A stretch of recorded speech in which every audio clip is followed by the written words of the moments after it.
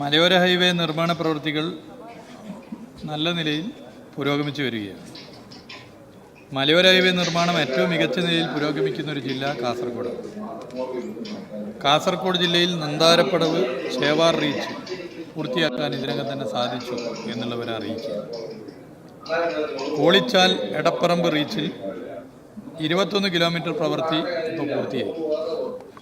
കോളിച്ചാൽ ചെറുപുഴ ചേവാർ എടപ്പറമ്പ് റീച്ചുകളിൽ പ്രവൃത്തി അതിവേഗം പുരോഗമിക്കുകയാണ്. ഈ വർഷം ഈ 2 റീച്ചുകളും പൂർത്തിയാക്കാനാകും എന്നാണ് പ്രതീക്ഷിക്കുന്നത്. കോളിച്ചാൽ എടപ്പറമ്പ് റീച്ചിൽ വനഭൂമിയിലൂടെ കടന്നു പോകുന്ന ഭാഗത്താണ് ഇനി നിർമ്മാണം ആരംഭിക്കാനുള്ളത്. ഇവിടെ വനഭൂമിക്ക് പകരം ഭൂമി ലഭ്യമാക്കേണ്ടിയിരുന്നു. അതിനുള്ള ശ്രമങ്ങൾ നല്ല നിലയിൽ വളരെ വേഗത്തിൽ നടന്നു വരികയും ചെയ്തു. എന്നാൽ ആ ഭൂമി ലഭ്യമാകാത്ത സാഹചര്യം ഉണ്ടായി. നിലവിൽ പകരം ഭൂമി കണ്ടെത്തിയിട്ടുണ്ട്. ഈ ഭൂമി കൈമാറുന്നതിനുള്ള സ്കെച്ച് തയ്യാറാക്കി വരുന്നു. സമയബന്ധിതമായി സ്കെച്ച് തയ്യാറാക്കി ഭൂമി കൈമാറ്റ നിർദ്ദേശം സമർപ്പിക്കുമെന്നാണ് ജില്ലാ കളക്ടർ ഉൾപ്പെടെ അറിയിച്ചിട്ടുള്ളത്.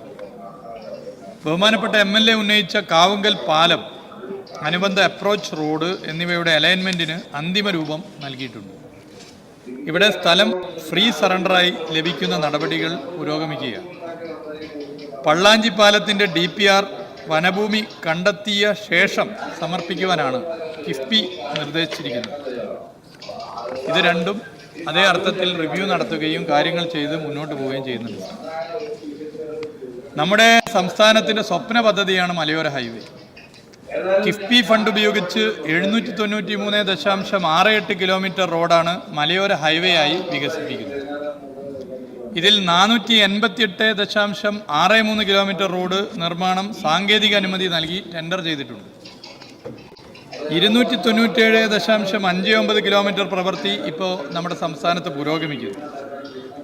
149.17 കിലോമീറ്റർ റോഡിൻ്റെ പ്രവൃത്തി പൂർത്തിയാക്കി കഴിഞ്ഞു.